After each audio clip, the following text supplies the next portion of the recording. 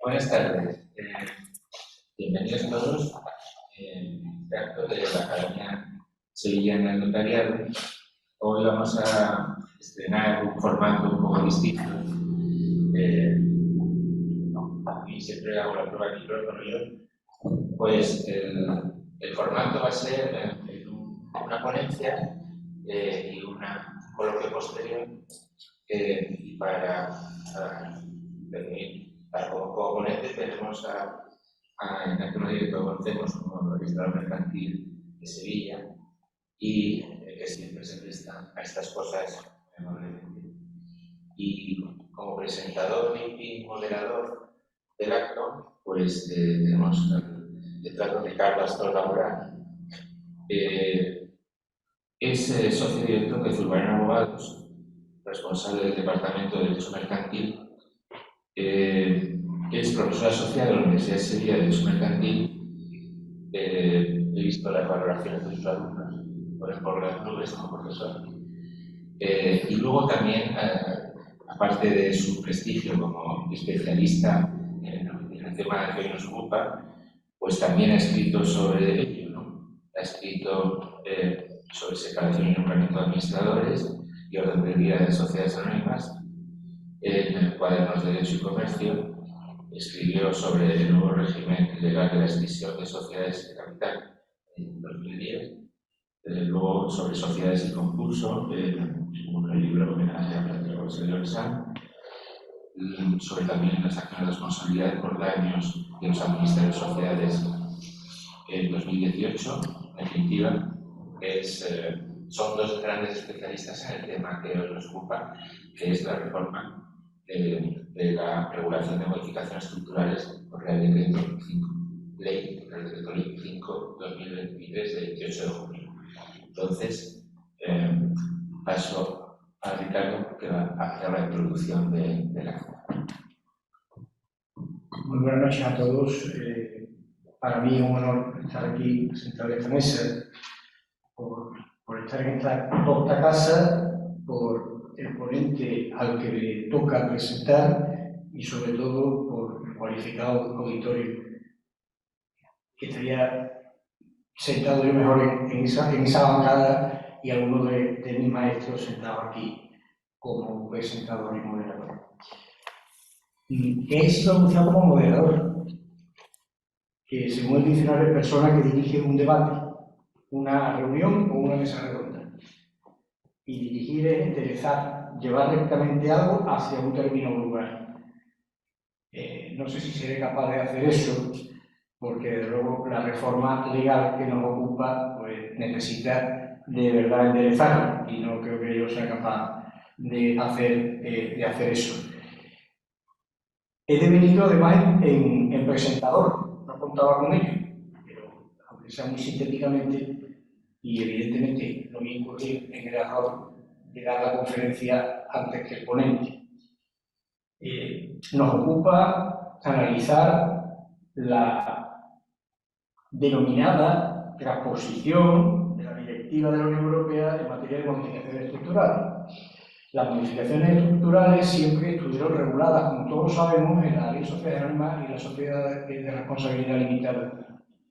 Y en el año 2009, como consecuencia de la transposición de la segunda directiva, pues se dictó una ley específica que fue la ley que todos hemos manejado hasta ahora, 3/2009. Era una ley que quería dar una relevancia a las modificaciones estructurales al margen de las simples modificaciones estatutarias, introdujo la figura de la cesión global de activo y pasivo, que no existía en la normativa societaria clásica, reguló las fusiones transfronterizas y bueno, también empezó a regular la participación de los trabajadores en todos los procesos de reestructuración societaria en cuanto al derecho de información. También se modificaron otras cuestiones complementarias, como la exigencia de informe de experto independiente en algunos casos de control no, el régimen de autocartera, la asistencia financiera, y se regularon algunos principios sobre la igualdad de trato y el derecho de subjeción. Esa ley de 2009 ha sido modificada en varias ocasiones. Fue modificada en el año 2011, 2 veces en el 2012 y 2 veces más en el 2014, de manera puntual y urgente. Y ahora nos encontramos con una nueva reforma que es la del Real Decreto Ley 5/2023 del 28 de julio. Según la escasa exposición de motivos de una norma ómnibus que regula infinitas cosas, pues es incorporada al ordenamiento la Directiva 27 de noviembre del 2021 para adaptar las fusiones y las transformaciones transfronterizas. ¿Qué ha hecho nuestro legislador? Pues lo que ha hecho es, además de hacer eso, pues extender o aplicar a aquellas modificaciones estructurales que no son transfronterizas a los mismos criterios y homologar algunas cuestiones. Lo más relevante quizás de la reforma, y voy a terminar aquí para no pisar la magnífica intervención que hará nuestro amigo Juan Ignacio Marguín, es que la norma lo que establece son, por primera vez, unas disposiciones generales en las que se regulan determinadas cuestiones que se consideran comunes a cualquier modificación estructural que luego se sigue regulando de manera específica. Establece un ámbito objetivo, que creo que no tiene demasiados problemas, un ámbito subjetivo en el que destacan también una serie de limitaciones y exclusiones, fundamentalmente en los temas relacionados con las modificaciones estructurales del diseño concursal, que tiene su importancia, y de hecho se modifican 3 artículos de la ley concursal como consecuencia de esto, y se establecen una serie de cuestiones relevantes en cuanto al contenido del proyecto. Destacaría del contenido del proyecto fundamentalmente la referencia a las implicaciones que tiene sobre los acreedores y sobre las garantías que puedan ofrecerse. Cambia el contenido y la estructura del informe de los administradores, tanto para socios como para representantes de los trabajadores. También el contenido del informe del experto independiente, con 3 posibles de contenido, algunos facultativos y otros no. Cambia el sistema de publicidad de una manera, bueno, no diría mucho más simplificada, creo que un poco más completa que la que existía anteriormente, por los efectos que va a tener esa publicidad. Y también se trata el tema de la adopción del acuerdo de manera expresa en 2 preceptos, uno referido al acuerdo universal y acuerdo unánime, más que universal, acuerdo unánime, porque la pública es acuerdo unánime de modificación estructural. Y termino, fundamentalmente, hay 2 materias muy relevantes, que creo que son las más importantes de la reforma, que son el cambio del sistema de protección de los socios y el cambio del sistema de protección de los acreedores, con la desaparición claramente del clásico derecho de oposición que existía. Ahí hay una reforma importante, el artículo 13, que Nacho nos explicará. Y finalmente, relacionado con todo ello, pues también creo que existe un cambio relevante en el sistema de impugnación, modificando el sistema de impugnación clásico que tenía la ley de modificaciones estructurales y estableciendo otro sistema radicalmente distinto que seguramente pues, luego tenemos ocasión de ver.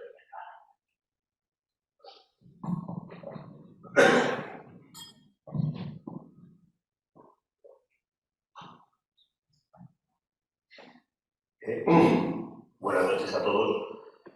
Lo primero es ser agradecido, gracias Pachi, por haberme invitado a vuestra casa, que en parte también la siento como mi casa. Mi hermano Pablo era notario, mi padre sigue siendo notario, por lo cual yo la siento como mi casa. Gracias a los asistentes por haber venido. Espero o no defraudaros o que cuando salgáis de aquí vayáis con alguna idea clara. Gracias a Ricardo. Para mí Ricardo Astorga es primero mi amigo, han visto toda la parte de estudio académico, pero siendo buenísimo como abogado, yo le suelo preguntar a todos los que tengo un mercantil, todavía es mucho mejor persona. Comparto su opinión de que yo creo que la conferencia la podríais dar, vamos a tratar de tutear a algunos que estáis ahí enfrente y la daríais perfectamente, ¿no? Y luego un último pequeño reconocimiento, deciros a todos es imposible, aparte de mis 2 compañeros que están aquí presentes con todo. Como esto yo lo considero mi casa, a un amigo que es el que hace más por la unión de los dos cuerpos y que sigamos siendo hermanos, ¿no? Que nuestro amigo Flor, José María Florín, para los que lo conocen así, ¿no? Y un reconocimiento especial para él y agradecerle que está aquí también con nosotros. Vamos a empezar. Cuando me dijo Pachi venir, dije, mira, en lugar de ser más una conferencia al uso, aquí la gente no quiere venir a oírme como tal, lo que diga, puede ser que de verdad. Lo que quiere intentar saber a lo mejor es posibles soluciones prácticas a los problemas que se están planteando y qué criterios puede tener el registro mercantil de SEPIA, ¿no? Entonces lo voy a ir desgranando, daré unas pinceladas previas para poner situación y voy a ir desgranando una serie de problemas que se han planteado, cuestiones que se han planteado al Colegio de Registradores por despacho de abogados, cuestiones que están por ahí, cuestiones que se ha planteado Segismundo Álvarez, notario, en el blog El Almacén del Derecho, de Jesús Alfaro, para entender qué problemas se plantea la gente y qué soluciones se les puede dar. Y por lo tanto, citar el registro mercantil de Sevilla como en otros registros. Y luego, abierto a preguntas, porque aquí lo importante es yo también aprender de lo que vosotros podéis hacer. Por primera y única vez voy a leer el nombre del Real Decreto Ley, porque si no acabamos la conversación. Le he dicho a Ricardo que lo hiciera, ¿no? Real Decreto Ley 5/2023, de 28 de junio, por el que se adoptan y prorrogan determinadas medidas de respuesta a las consecuencias económicas y sociales de la guerra de Ucrania, de apoyo a la reconstrucción de la isla de La Palma y otras situaciones de vulnerabilidad, de transposición de directivas de la Unión Europea en materia de modificaciones estructurales de sociedades mercantiles y conciliación de la vida familiar y la vida profesional de los progenitores y los cuidadores, y de ejecución y cumplimiento del derecho de la Unión Europea. Solo tiene 224 páginas, ¿no? Por lo cual, la gente, los buscadores, para buscar la nueva ley de modificaciones estructurales que salen en el título a mitad, por lo menos le dedican el libro primero, ¿no? Deberían tener más ganas de regularlo. Pequeñas pinceladas para entrar en materia. Como ha dicho Ricardo, nos ha dado un poco nomenclatura de las directivas, técnica legislativa de las directivas, que a lo mejor no estamos tan acostumbrados a verlo, ¿no? Entonces, regula una serie de disposiciones comunes, primero una limitación y exclusiones en el capítulo primero, para luego entrar con la estructura habitual que ya conocemos de la ley 3/2009. La ventaja que tiene es que sigue la elaboración lógica de una modificación estructural, pero primero una elaboración del proyecto, el artículo 4, y los informes de los administradores, el artículo 5, o de expertos independientes, publicidad que vamos a dar ese proyecto, artículo 7, la aprobación de la operación del artículo 8 y el 9 para juntas universales, publicación y publicación del acuerdo y el 11, la protección de los socios en el 12, acreedores en el 13, y el artículo 16, la eficacia de la inscripción y la validez de la operación inscrita. Veremos los problemas que nos plantean que son varios. Además, luego hay veces que hay que congeniar la aplicación especial, que siempre se remite a estas disposiciones comunes con las particularidades. En el título segundo habla de las normas específicas de cada tipo de modificación estructural. Es cierto que hay muy pocas modificaciones, que reproduce casi literalmente la ley 3/2009. Dice, por un lado, que, por ejemplo, facilita la segregación a algún miembro de la comisión codificadora en una jornada que hubo en el Colegio de Registradores, abogaba, pero decía que se lo tenía que estudiar, con que después de la nueva regulación que considera más flexible, ya no cabría la aportación de rama de actividad como negocio autónomo y que, porque antes sí que ella lo veía posible, porque la regulación era muy rígida de ley. Y con la nueva regulación entendería que a lo mejor ya no podría haber esa aportación de rama de actividad.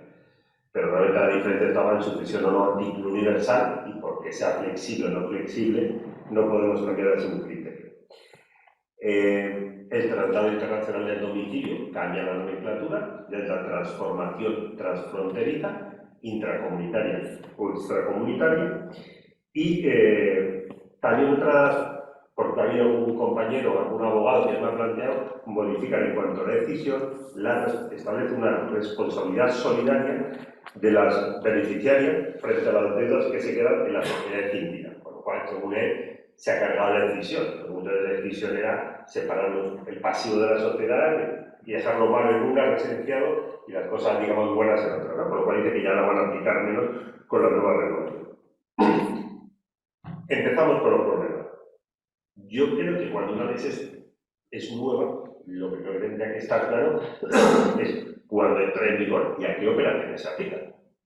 Yo creo que es lo más elemental. Pues bien, la disposición final novena, cuando escribo tal, dice que entra en vigor el libro primero al que nos estamos refiriendo al mes de su publicación. El BOE lo publicó el 28 de junio, con lo cual al mes de su publicación será el 28 de julio de 2023. Pero y la disposición transitoria primera, literalmente, dice, se aplicarán a las modificaciones en estatuto de sociedades mercantiles cuyos proyectos no hubieran sido aún aprobados por las sociedades implicadas con anterioridad a la entrada en vigor. Es decir, proyectos no aprobados por las sociedades. Con lo cual, teóricamente, deberíamos acudir al criterio de aprobación por la Junta General. Pues ahora, de un proyecto aún no aprobado por las sociedades mercantiles, ¿vale? Ese criterio que puede ser el que obedece al texto de la ley, como es muy rígido, ¿vale? Entendemos, por un lado, que salvo que haya soluciones, que salvo que haya otras operaciones, estrictamente no lo vamos a aplicar. Con lo cual, lo que vamos a atender es que, si el acuerdo es anterior, que evidentemente no hay ningún problema, si hay el proyecto aprobado por el órgano de administración de las sociedades implicadas, cuya fecha tenga algún tipo de fehaciencia anterior a la entrada en vigor, vamos a admitir que luego la Junta lo pueda aprobar con posterioridad a la fecha del 28 de julio.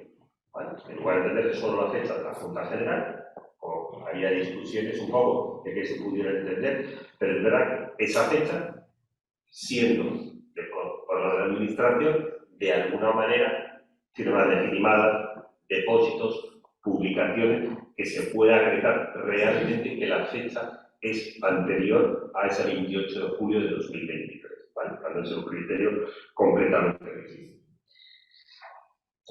Problemas que nos empezamos a plantear. Esta legislación, como viene de la directiva europea, que regulaba sobre todo las transformaciones transfronterizas intracomunitarias, nos trae sus principales preocupaciones. Entonces, ha despertado mucho recelo qué pasa con los trabajadores, que ahora parece que están más protegidos, ¿vale? Los trabajadores, por un lado, tienen dos posibilidades, tanto ellos, el proyecto de modificación estructural tiene que contener un anuncio, que como tal anuncio realmente no es una cosa independiente, es la traducción del término aviso en la directiva para que puedan presentar observaciones hasta 5 días antes de la celebración de la Junta General, y por el otro lado pueden emitir opiniones frente a la segunda parte del informe de los administradores, que ahora me adelante Ricardo, que tiene el informe de los administradores, va dirigido a una parte expresa para los trabajadores. Y están muy protegidos. ¿Qué ocurre con el artículo 9 de ese acuerdo unánime por parte de las Juntas Generales con el derecho de los trabajadores? Ha habido discusiones entre registradores en chats que tenemos, porque el artículo 9 prescinde de la publicidad previa del artículo 7, preparatoria, porque va a haber junta universal y con unanimidad de todas las sociedades implicadas, pero el segundo párrafo dice que no puede menoscabar los derechos de los trabajadores. ¿De acuerdo? Entonces, ahí, entre diferentes registros hemos tenido, porque había algunos registros que mantenían que como no se puede menoscabar, y esa, tanto publicidad del proyecto como ese informe de los administradores se tiene que entregar con un plazo mínimo de un mes a los trabajadores, mantenían que aunque hubiera una junta universal, con ese requisito siempre deberían cumplirlo. Porque aunque se diga que la junta es universal, dicen que tampoco es tan espontánea y dentro del proyecto tendría que haber una especie de calendario. A mí, particularmente, no muchos de los criterios que voy a decir son particulares, pero un poco graficados, me parece excesivo. No se le puede dar a los trabajadores un derecho de veto frente al derecho societario, que una junta se quiera constituir con carácter universal y aprobar una modificación estructural que tenga que estar supeditada a la fecha a que con un mes de antelación se lo haya adoptado a los trabajadores, ¿vale? Entonces, dentro del certificado que se emita y al recoger la escritura por parte de los notarios, hay una especie de frase que uno la puede redactar más o menos como quiera, que es decir, se ha puesto a disposición de los trabajadores, antes de la celebración de la Junta, la documentación prevista en el artículo 7 y el informe de los trabajadores a los efectos legales correspondientes. No vamos a exigir que sea el plazo de un mes. Había algún registro mercantil en Madrid que abogaba porque se tuviera que hacer constar expresamente el plazo de un mes, ¿vale? Pero hay que cumplir hay que decir que antes de la aprobación del acuerdo por parte de la Junta se le echó a otro lado. Se planteaba también la posibilidad, hablando del informe a los trabajadores, si en las fusiones y en las decisiones simplificadas, las fusiones son los artículos 53 y 54, la íntegramente participada o indirectamente participada y aquellas en las que se tuviera más del 90%, y en cuanto a las decisiones simplificadas, el actual artículo 71, que era el 78 bis antiguo, se llamaban súper simplificadas porque ahí no hacía falta ni balance, ni informe, no hacía falta nada, ¿vale? No, si no hace falta nada, tampoco hace falta el informe por parte de los administradores dirigido a los trabajadores. Entonces, no. Como están tan salvaguardados, no se puede prescindir del informe, ¿vale?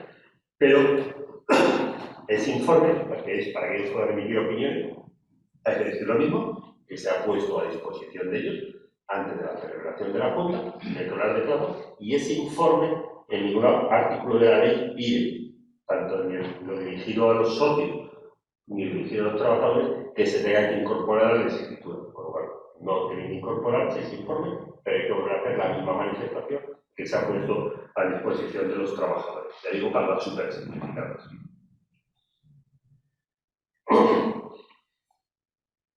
Verificación y aprobación del balance, que siempre los balances nos plantean muchos problemas, ¿vale? El artículo 44.2 de la ley establece una dispensa de la aprobación del balance cuando no haga falta aprobación de la fusión por la Junta General, ¿vale? Esta dispensa, entendemos, de aprobar el balance, entendemos que es tanto de su aprobación como de su verificación.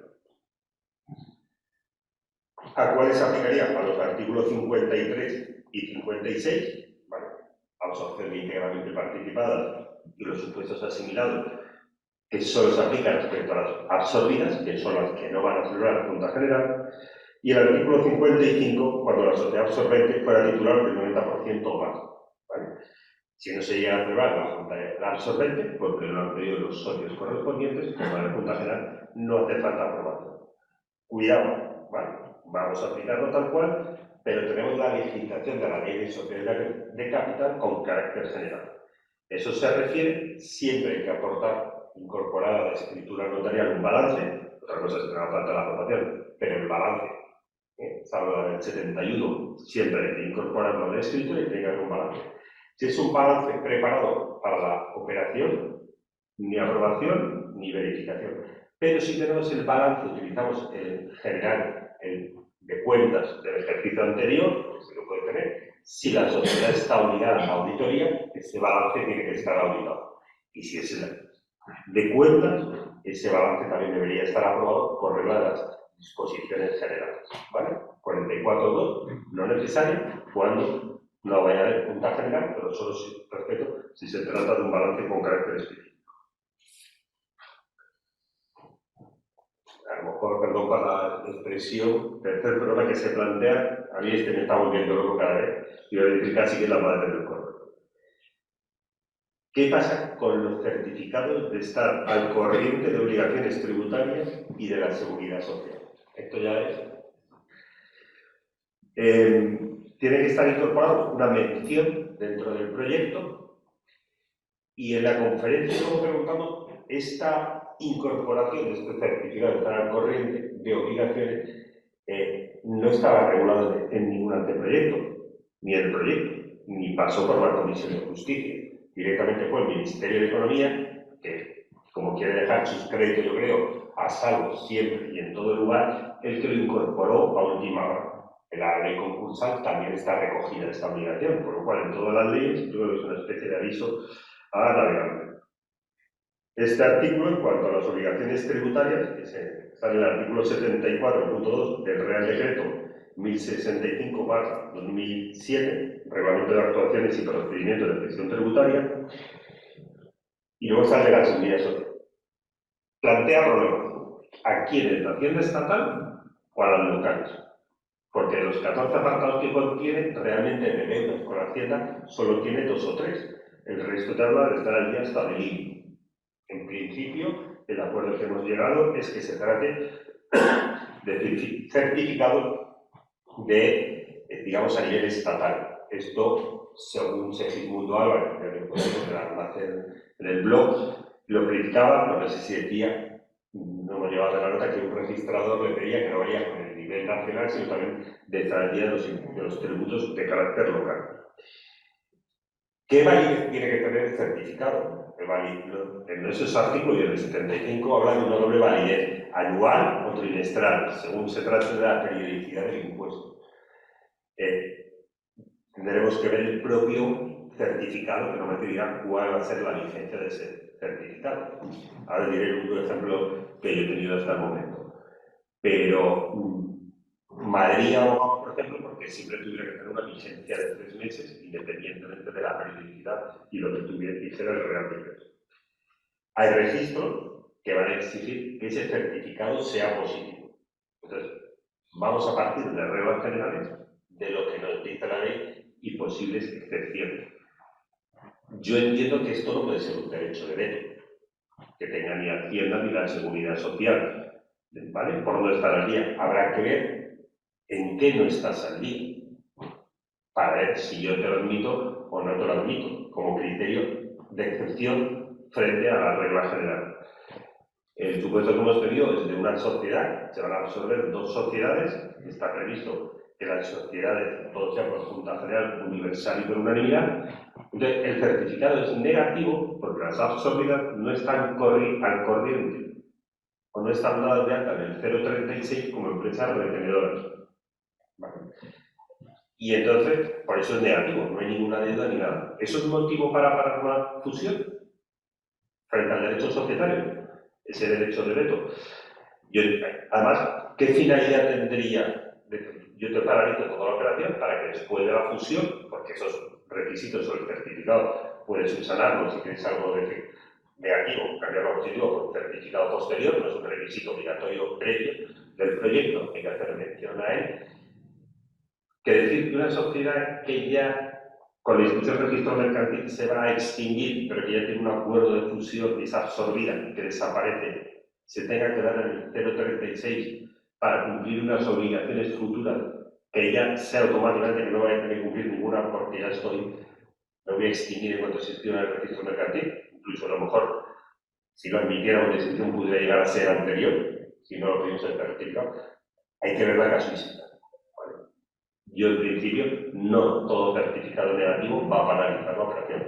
Habrá que ver lo que se dice, ¿vale? Pero cuidado, porque hay muchos notarios, muchos abogados que trabajáis a nivel nacional. Yo sé que en Madrid, de momento, están diciendo que van a ser más arrastrados. En cuanto a la seguridad social, también emitirá los correspondientes certificados.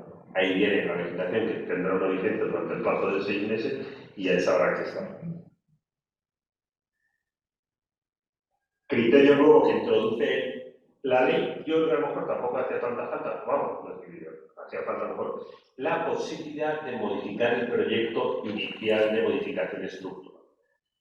A pesar de lo que decía la anterior ley, artículo 41, que decía que cualquier modificación del proyecto frente a los administradores implicaba el rechazo, era una evolución legislativa de la preponderancia de los administradores frente a la Junta General, ahora establece la posibilidad de modificar el proyecto, que como evidentemente no puede decir otra cosa, dicen que no puede ser unilateral, ¿vale? Con lo cual se va a poder modificar el proyecto. ¿Qué ocurre?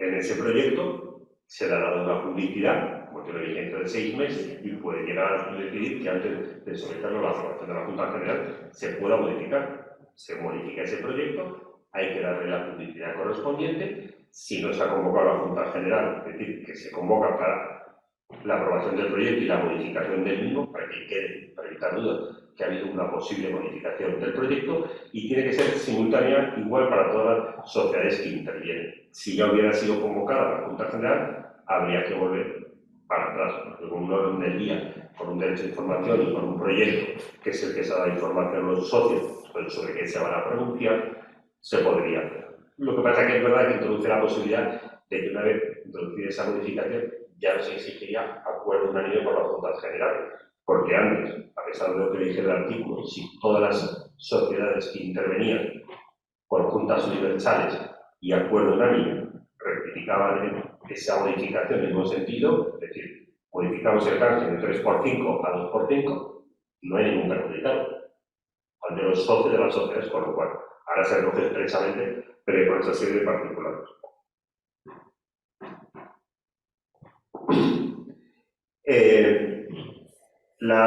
Se hace falta el informe de expertos y el balance en los supuestos de decisión y segregación, sobre todo en las simplificadas del artículo 71. En la segregación, si es a favor de una filial al 100%, o sea, de una nueva creación, si hacía falta o no ese balance.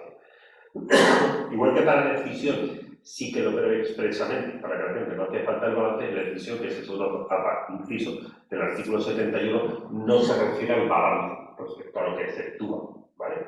Pero aquí el problema es que en Madrid va a ser rígido, es decir, que hace falta siempre el balance, pero si tú es por constitución de una nueva sociedad, ya la dirección general lo había emitido anteriormente y la única especialidad es que las participaciones de la nueva creada, en lugar de ir a los socios de la segregada, de la sociedad segregada, va a ir a la propia sociedad. No hay ninguna diferencia, con lo cual entendemos que se podría aplicar el mismo criterio. Igual que se introduce, aunque no venga, a favor de una filial participada al 100%, que tampoco tiene mayor trascendencia, porque sí que se va a identificar cuáles son, previamente, las partidas del activo y pasivo, siempre que son objeto de aportación de la nueva creación o bien a la filial. Sí que habrá falta ese informe del experto cuando haya constituyamos una sociedad anónima o haya un aumento del capital de una sociedad anónima como comunitaria por acciones, porque eso con diferentes nombres, con diferentes denominaciones del informe del experto, si se tiene que referir a las aportaciones no dinerarias, a la parte del patrimonio social, al capital aportado o a los elementos del activo y pasivo, esto último para decisiones globales de activo y pasivo, con diferentes nombres, siempre se está refiriendo a ese aumento del capital porque prevalece la legislación, la ley de sociedades de capital, frente a la específica de modificaciones estructurales.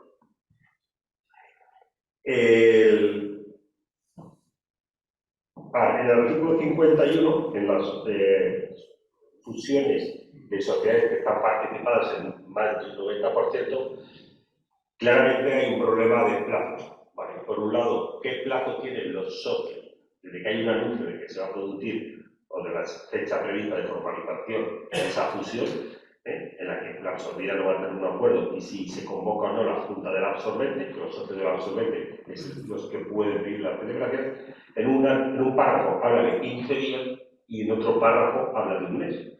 Bueno, claramente es un error legislativo, pero a la hora de decidir frente al plazo de 15 días, que puede ser el más acorde, porque era el plazo anterior previsto en la ley de modificaciones estructurales, al tratarse de un derecho de la minoría, de los socios minoritarios, posición más conservadora, vamos a admitir el plazo del mes. Tienen un mes esos socios minoritarios para pedir que se convoque la Junta por la absorbente.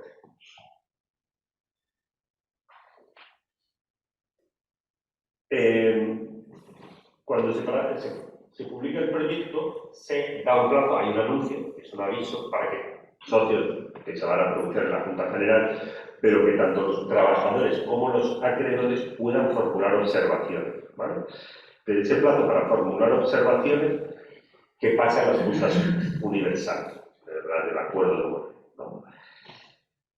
Con cariño a los acreedores que pudieran tener una parte más importante, han cambiado su sistema de que no hay una oposición, un bloqueo a la operación sigue adelante, no la pueden bloquear con su derecho de oposición, pero en cuanto a los trabajadores nunca se les puede privar del derecho de información. Esas observaciones, ¿para qué sirven? Para nada.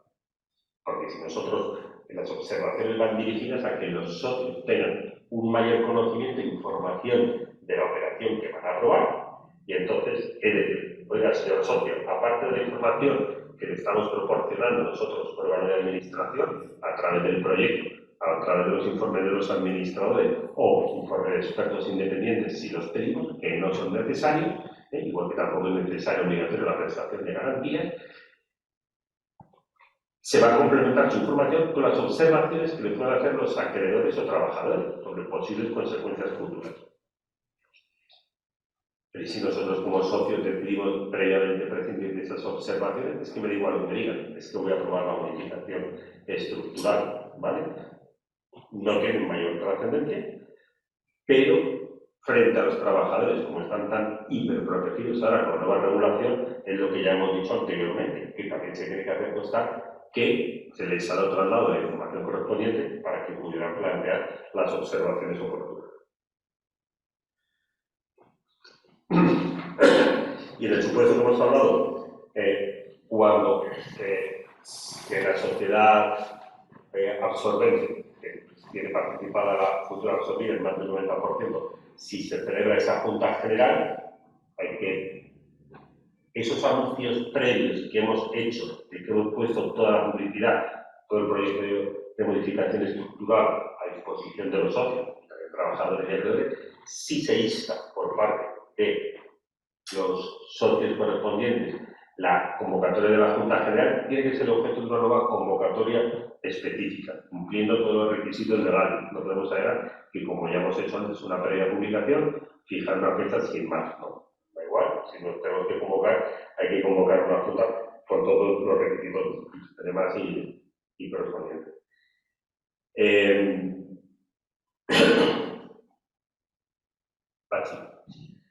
Tengo 20:55. ¿Hay algo más que se plantear? No, claro, que no, hay un poco una hora o las 9 si queréis para plantear preguntas, ¿vale? No tiene ningún problema para vosotros que lo preguntáis, sigue estando el mismo régimen que la modificación estructural, como traslada todos sus efectos a la inscripción en el registro mercantil. A efectos de inscripción, seguimos aplicando la legislación hipotecaria y se tendrá por fecha de la inscripción la fecha del asiento de presentación. ¿Vale? La hipotecaria nos retrotrae por fecha de inscripción a la fecha del asiento de presentación. Eso de cara al 31 de diciembre muchas veces os planteaba problemas de que me falta algún requisito, cómo lo puedo hacer, más sobre todo frente a Hacienda para cumplirla. Que está presentada antes del 31 de diciembre del 2023. Aunque no se acabe inscribiendo en enero o febrero de 2024, como fecha de la inscripción frente a Hacienda, y el problema será la fecha del asiento de presentación.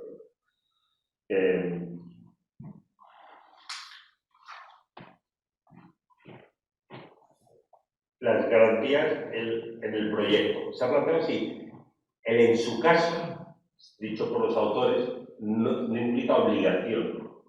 Entonces, en el proyecto habla que se puede prestar las garantías, ¿no? O en su caso, esas garantías no van a ser obligatorias en todo caso, ¿vale? Lo que pasa es que esa prestación de garantías o no, unido al informe de insolvencia que he robado en el artículo 15, de solvencia, digo de insolvencia, perdón, de solvencia financiera, que lo pueden expedir los administradores diciendo cuál es la situación financiera de la sociedad en un plazo de un mes, podrá tener una vigencia.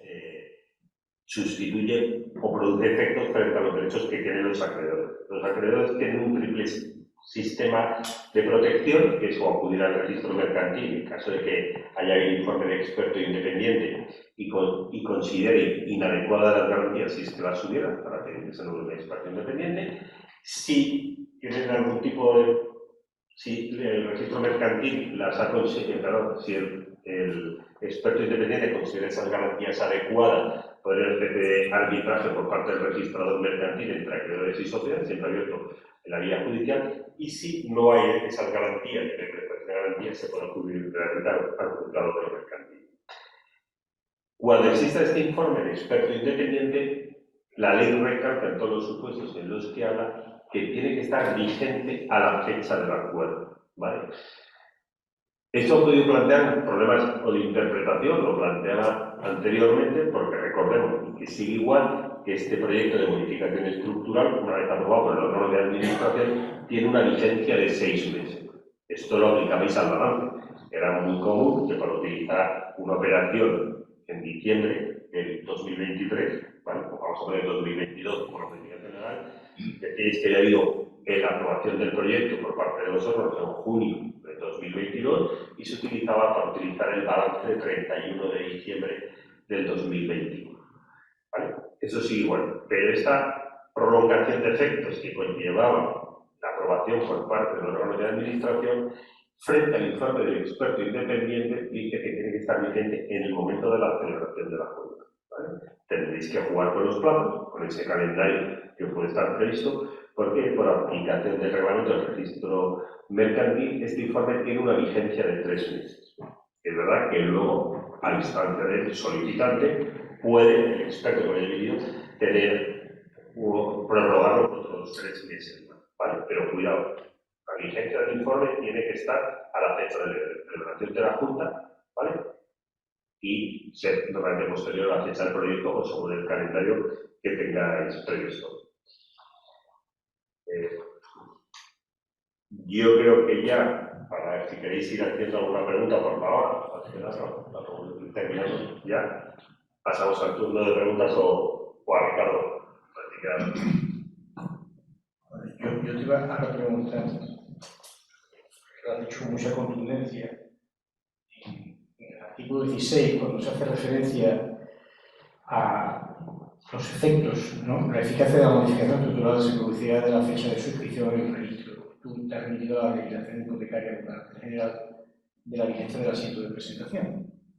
Pese a la dicción literal del artículo, tenéis claro que deben prevalecer las normas registrales generales. Yo aquí te podría contestar por Eduardo Padre o Eduardo Hijo, que estará aquí presente, ¿no? Mis compañeros. Sí, ese acuerdo se aplicará de las generales y porque la fecha de la decisión se resuelve la fecha de la decisión. Después, en relación con el derecho de los trabajadores, han manifestado que cuando la Junta es universal hay que poner a disposición el informe dirigido a ellos, que puede ser un informe separado, puede ser un único informe para socios y trabajadores. Y han dicho que hay un plazo, tiene que ser con anterioridad a la Junta o en el momento de la Junta. Sin embargo, el 5.7, al que ha citado también, hace referencia a que se hacen observaciones. Estas se deben trasladar a los socios, lo cual parece que si se tienen que trasladar a los socios es porque los socios pudieran cambiar de opinión a la hora de adoptar el acuerdo. ¿Hay ningún tipo de plazo? Ese es el problema que se plantea y lo que pide Madrid y un poco el acuerdo. A ver, los trabajadores y los acreedores, porque es un poco lioso la ley, yo lo reconozco que tienes que sumergerte un poco. En el proyecto dentro de la publicidad que está en el artículo 7, porque el artículo 5.7 que habla del informe del órgano de administración te dice que al menos un mes antes de la fecha de la celebración de la Junta General, este informe junto con el proyecto de modificación estructural debe estar disponible a favor de los trabajadores o de sus representantes en la página web y en su defecto mediante revisión vía electrónica, un tipo de publicidad. Y lo que pueden hacer 5.7 es emitir en tiempo oportuno una opinión, ¿vale? Para que los socios lo conozcan. En el artículo 7, la publicidad preparatoria del acuerdo, que es al menos un mes antes de la fecha de la Junta General en la página web, para que se remita al boletín oficial del registro mercantil y se puede depositar en el registro mercantil, vamos a hablar del depósito antiguo, por entenderlo, de que se tiene que estar disponible el proyecto de modificación estructural, un anuncio, que no es un anuncio independiente, que ha salido en la página del sexy.org, que es un aviso, digo, a los socios, acreedores y representantes de los trabajadores de la sociedad, o cuando no existan tales representantes, a los propios trabajadores, de que pueden presentar a más tardar 5 días laborables antes de la fecha de la Junta General, observaciones relativas al proyecto. Por un lado, los trabajadores tienen observaciones al proyecto y tienen opinión frente al informe de los administradores, para que la Junta se pueda pronunciar. Esa doble publicidad, llegamos al artículo 9, que hace 9.1, en cuanto a los socios.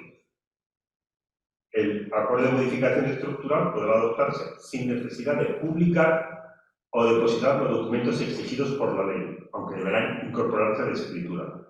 Pero estos que se publican es el 7, que es el proyecto, no el informe de los informes. Y el apartado dice: los derechos de información de los trabajadores sobre la modificación estructural, incluido el informe de los administradores, no podrán ser restringidos por el hecho de que la modificación estructural sea aprobada junto a nosotros. Una posible interpretación, que es lo que tú me preguntas, es la que adopta Madrid, aunque para que al final la han suavizado. Es decir, usted me tiene manifestar, justificar, acreditar que un mes antes de la fecha de la Junta Universal ha dado traslado de ese informe y de ese proyecto a los trabajadores, porque no tiene que publicarlo para el resto de personas. Y es lo que yo te decía: vamos a hacer depender todo el derecho societario, que es especial frente al concursal, de que hayamos cumplido con ese mes de información a los trabajadores, que los trabajadores están protegidos por la legislación laboral, Estatuto de los Trabajadores, y que lo que les reconoce la ley es que puedan presentar observación. Oiga, yo digo de antemano, que me da igual lo que me cuente, que yo voy a aprobar la modificación estructural. Si no me acreditas ese mes, yo no puedo celebrar una Junta Universal porque quiero hacer una modificación estructural antes del 31 de diciembre. A mí me parece muy rígido y excesivo. Por eso, y dentro de las discusiones que hemos tenido con el Tribunal de Registradores Mercantiles y la comisión que hay, se ha llegado un poco a ese entente, por decir, sin meter el plazo de un mes, es decir, que se ha puesto a disposición de los trabajadores con anterioridad a la celebración de la Junta, tanto el informe o el proyecto. Dicho esa tesis, la avala un poco la referencia que se hace en el artículo 8 respecto a la aprobación por la Junta General. Dice que tomará nota de los informes y de las opiniones. Es una expresión un poco técnica quizás, ¿no?, la que se contiene en el precepto, diciendo que tomará nota de los informes. No dice que, lógicamente, tenga que hacer suyas las observaciones y simplemente es una información más que deben tener los socios, ¿no?, como ocurre en las cotizadas, que hay que dar información previa sobre si ha cumplido la tramitación de la Comisión de Auditoría alguna cuestión, ¿no? Aquí habría que informar en la Junta de las observaciones que se hayan hecho al informe de los administradores y de las opiniones presentadas por los representantes de los trabajadores, ¿no? Sin más. Pero espérate, es que en la jornada de un colegio, no te voy a decir quién, una de las ponentes, especialista en esta materia, no era catedrático, pues ahora ya lo adivinan, llegó a decir, me parecía dentro de lo que dicen, que tú en el momento de convocar la Junta General no sabes si va a haber observaciones. Entonces, que si hubiera observaciones que plantean los trabajadores o los acreedores, habría que modificar el orden del día para incluir esas posibles observaciones. Yo, me parece que puedo ver aquí el mayor de ese aspecto. O sea, que 5 días antes de la Junta General yo puedo modificar el orden del día. ¿Me explico? Digo, no.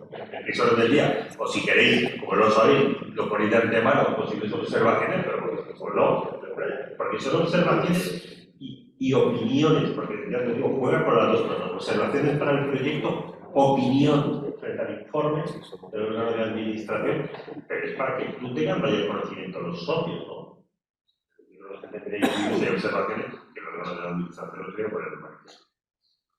Aunque luego dice precisamente el artículo 8, en relación con el acuerdo de la Junta General, el inciso último, el número último, todo cambio del proyecto de modificación requerirá en mayoría. Una de las novedades de la ley es la posibilidad de cambiar el contenido del proyecto, cosa que con la anterior normativa no era posible, ¿no?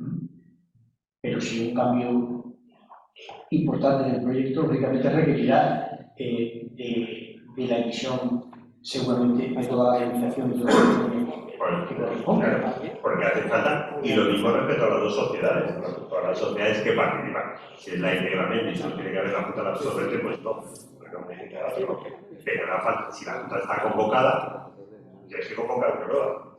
Es decir, porque la han modificado el derecho de información sobre lo que tienes que votar y estás modificando el orden del día, tienes que hacer, dar nueva publicidad a ese artículo 7, cumpliendo el artículo 7, nueva publicidad al proyecto y convocar una nueva Junta. Y si todavía no hubieras convocado a la Junta, porque tenemos 6 meses de la aprobación del proyecto, y antes de convocar la Junta modificamos ese proyecto, yo entiendo que en el orden del día sí que tendría que aparecer claramente que ha habido una modificación del proyecto. Porque aquí se le ha dado una publicidad a un proyecto y luego es verdad que hay una modificación a esa publicidad, entonces se modifica el proyecto, pero tendría que quedar claro en el orden del día sobre qué estamos convocando a los socios para eso, ¿no? Consecuentemente, no es que se pueda modificar por parte de la Junta del proyecto, es que se puede rechazar y empezar a tramitar otra vez nuevamente otra modificación estructural con esos cambios, ¿no? Sí, o puede haber algún cambio menor que sí tenga cabida que la Junta General lo matice. Pero yo entiendo que esa modificación tú la puedes hacer dentro, como te lo permiten, dentro de la vigencia de los 6 meses de ese proyecto, que estás modificando y como tal acuerdo tiene que ser igual en las dos sociedades para poder aprovechar el balance que realmente afecte, que es básicamente lo que puede ocurrir, tiene que ser igual en las dos sociedades. Lo que pasa es que ya te va a exigir la unanimidad, ya te va a exigir las mayorías correspondientes. Y un apartado que no es que haya quedado mucha importancia, pero yo no sé si será una proyección legislativa, la ley de sociedades de capital dice que nunca se puede reforzar los puros hasta llegar a la unanimidad. Nunca sabemos realmente al calificar los registradores qué es lo cercano a la unanimidad, ¿no? Y aquí sí que las primeras leyes, bueno, hay muchas que te limitan lo que se puede reforzar, pero te dice que esos quórums para limitada y arriba no se pueden reforzar más allá del 90%. Hay una pregunta, porque en relación con la sociedad limitada, como todos sabemos, la modificación estructural tiene la mayoría de los 2/3, sobre todo el capital social, cuando el precepto aquí se refiere al 90% del capital presente representado, eso es lo que dice la dicción literal del artículo 8. Dice, los todos ustedes con mayoría activistas en todo el apartado anterior siempre que no supere el 90% de los derechos de voto correspondiente al capital social presente o representado de la Junta.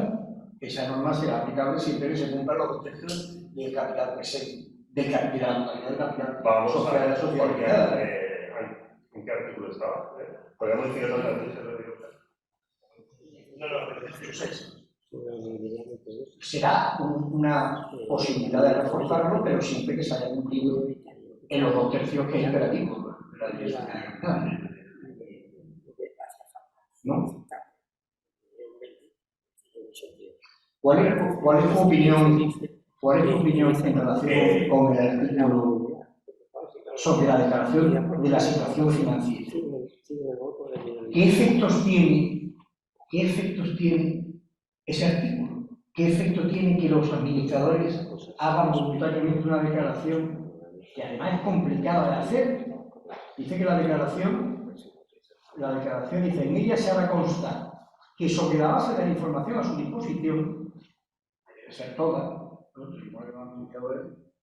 y después de haber efectuado las averiguaciones que sean razonables, cosa que cualquier administrador dirigente también debe hacer, no conoce ningún motivo por el que la sociedad, después de que la operación surta efecto, no pueda responder de sus obligaciones al vencimiento de estas. Bien, ¿y esta manifestación qué consecuencia tiene? Porque que no siendo preceptiva hacerla, que administrador va a querer hacer esta manifestación que va más allá de que haya garantías adecuadas o inadecuadas, ¿no? Que es otra cosa distinta, ¿no? Es que me voy a meter en todos los charcos, ¿no? Porque acceder al estado registral, porque esa declaración no es obligatoria hacerla. No es obligatoria. Pero igual que pasa con las garantías que te habla como contenido del proyecto, ¿no? El contenido del proyecto habla de en su caso. El número 4 del artículo 4, ¿no? Las implicaciones de la operación para los vaquedores y en su caso, toda garantía personal o real que se le ofrezca. ¿Vale? Entonces, hay algunos que tienen que, en lugar de decir qué garantía específica te estoy ofreciendo, te declaro que voy a poder cumplir con mis compromisos de ahora en adelante. Puedes cambiar un tipo de garantía por la otra. Ricardo. Yo iba en ese concepto, que decía que el artículo 15 se ha anulado el 14. Porque el 14 al final te dice, cuando el informe de dependencia haya controlado esa adecuación o la sociedad haya emitido la declaración sobre la situación financiera en los términos del siguiente artículo. Yo creo que aquí la clave, y era la pregunta que yo pensaba ahí, es el concepto de garantía adecuada. ¿Qué significa eso? Pero, ¿y si no hay el informe del experto? Por eso te digo. Sí, pero todo está anulado al concepto que se le ofrezca una garantía adecuada. Y después viene ya todo el experto, etcétera, etcétera, ¿no? Y viene ya la construcción de los artículos 13 y 14. ¿Pero qué significa ese concepto? ¿Cuándo se ofrece una garantía adecuada? Porque para mí es especialmente determinado y vago. Y pongo un ejemplo, un balance resultante con unos fondos propios que lo va a tener, que la de las absorbidas y absorbentes, ya es una garantía adecuada, porque tienes más fondos propios que las que tenías antes. ¿Se refiere a eso? Entiendo que no. Pero ahí tienes un argumento inicial para decir que ofrezco una garantía, porque tengo más patrimonio para responder frente a mis acreedores.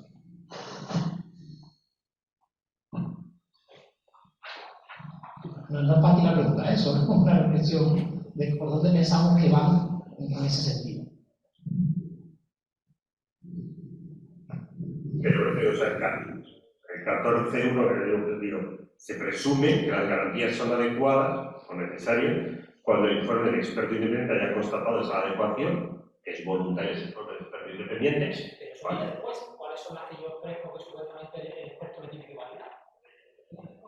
Claro, pero el proyecto te permite que las haya o que no las haya, ¿vale? Y el inciso segundo, o la sociedad haya emitido la declaración sobre la situación financiera en los términos previstos en el siguiente artículo.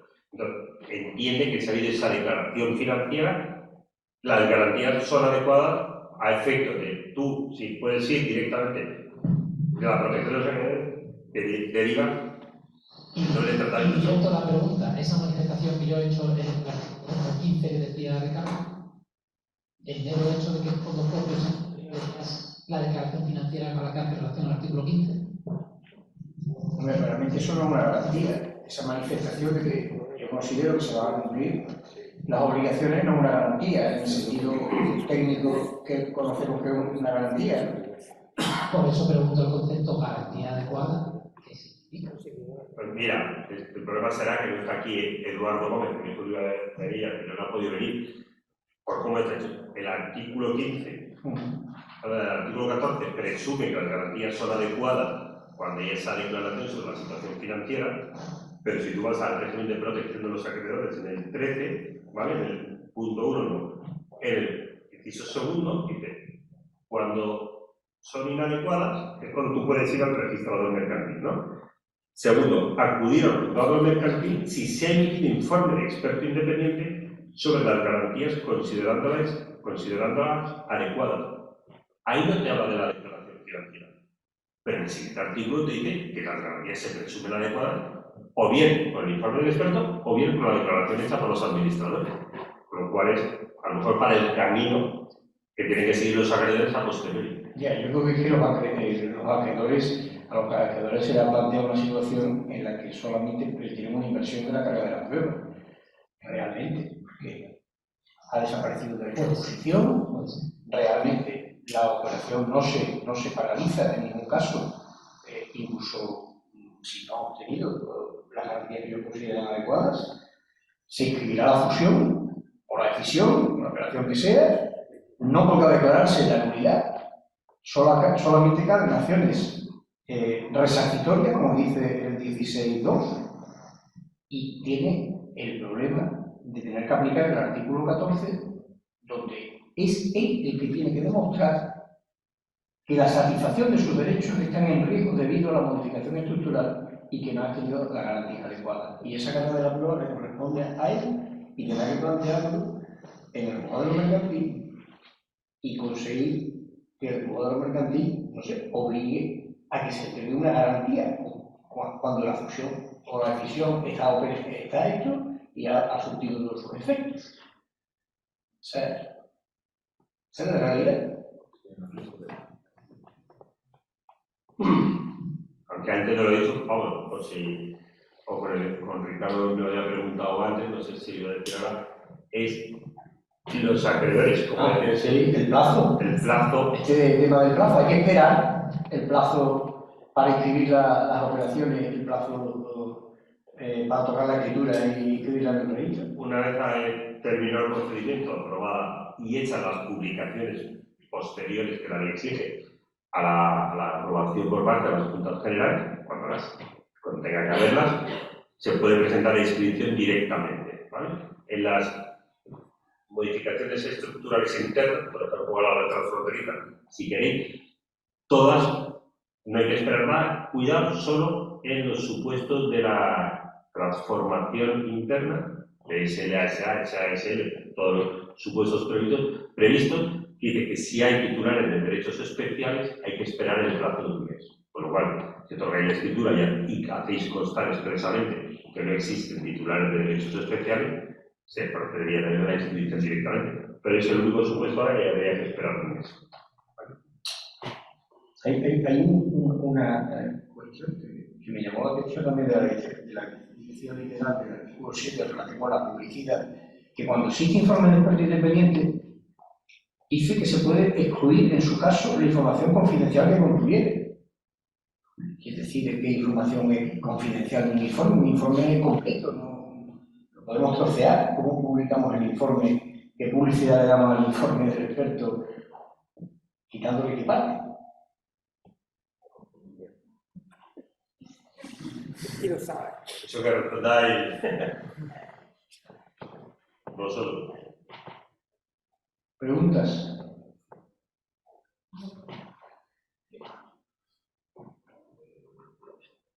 Profesor Martínez, ¿no? Sí,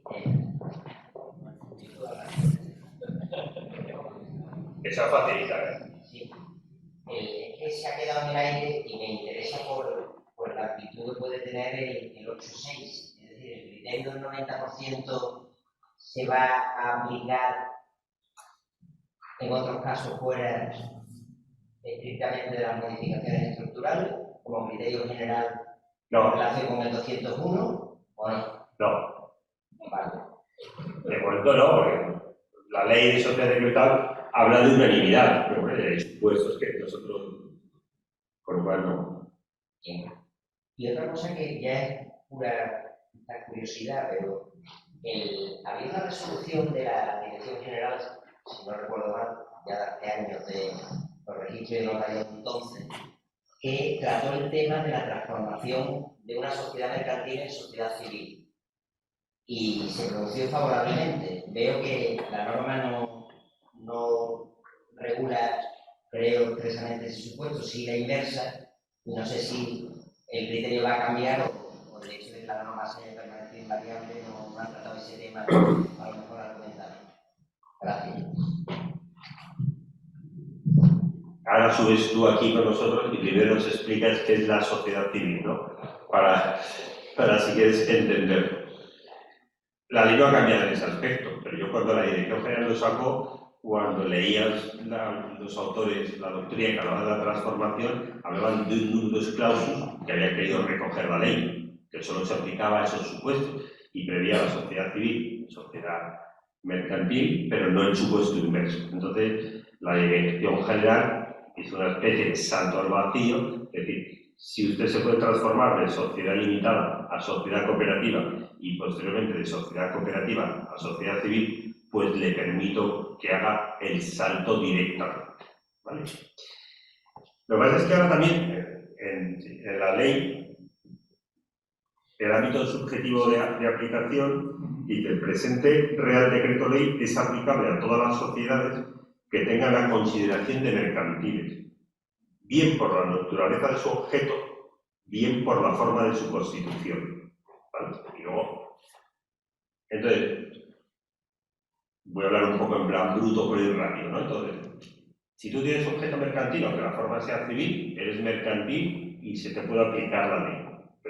exige la preinscripción o no del registro mercantil, tendrías que adaptarte y cambiar la forma, a ver, una forma mercantil para poder inscribir. La que tiene forma mercantil pero objeto civil está claro, que está dentro del registro mercantil, se le aplica toda la ley sin ningún problema. Y la civil pura, forma y objeto civil puro, desde la ley CRE se permite su inscripción en el registro mercantil. Entonces, si se quisiera para evitar problemas, se trata de sociedades inscritas, con lo cual sería una fusión aplicable a sociedades inscritas, transformación, perdón, que después de momento, yo entiendo que no habría ningún problema. Y la doctrina de la Dirección General sigue vigente.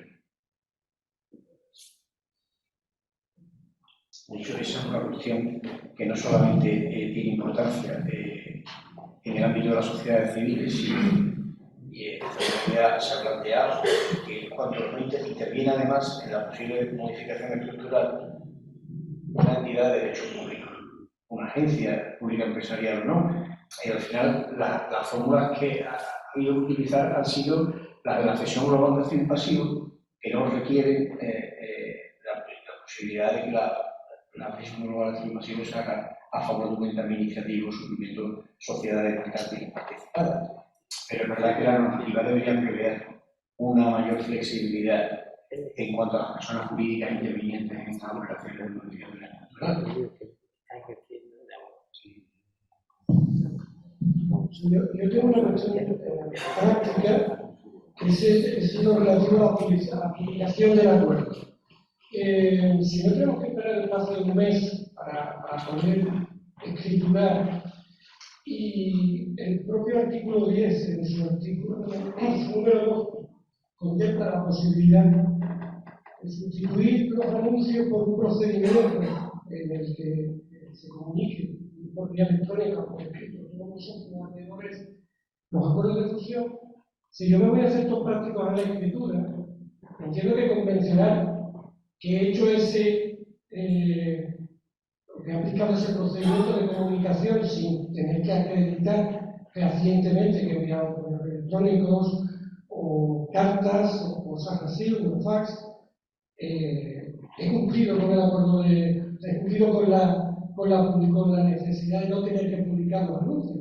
Por lo cual, acuerdo la fusión de sociedades, por ejemplo, impropias, que son sociedades, digamos que estamos simplificando muchísimo la fusión y me voy a una escritura, a una aprobación y a una inscripción en el registro mercantil casi en tiempo récord. Es decir, ya no tengo que esperar un mes, no tengo que publicar tampoco, me ahorro los anuncios y hago esa mención en la escritura. ¿Cómo lo ve el registro mercantil? Que se puede hacer perfectamente. Bajo mi punto de vista, recoge lo anterior, se ha añadido la vía electrónica, ¿vale? Por un método que asegure la recepción. Mientras tú hagas esa manifestación, la Dirección General te va a dar la razón. Por la resolución que hay fue revocando una nota de calificación mía, por lo cual, pero con la mera manifestación, sin necesidad de acreditarlo, dice que se entiende cumplido. Y hay otra cuestión que me relativa al tema de los trabajadores que parece que se ha incluido, parece no, de hecho se ha incluido en esta norma, y es la siguiente. Si el proyecto hace referencia a que tengo que dedicar una sección a los trabajadores, luego tengo una fusión en el artículo 53, donde ya ha mencionado con anterioridad, puedo incluir esa mención, bueno, pues de momento hay que vulnerar los derechos de los trabajadores, pero si además yo me limito a decir la escritura, que la he puesto a su disposición, y sin embargo en el proyecto no tengo que hacer mención al derecho de los trabajadores, resulta extraño al momento. Pero ahora voy un poco más, y si el artículo no recordar que hace referencia a la sección de los trabajadores, incluye también que cuando los trabajadores sean el órgano de administración o funciones de dirección, no debo hacer ninguna mención de ese tipo. O en la transformación interna, claro, si tengo un gerente, aquí hay muchas sociedades, probablemente los compañeros conocen, que tienen contratado a una persona con la idea de cumplir una serie de requisitos fiscales para de patrimonio y tal. Y esa persona suele ser, en muchos casos, no un órgano de la administración, sino una persona con poderes.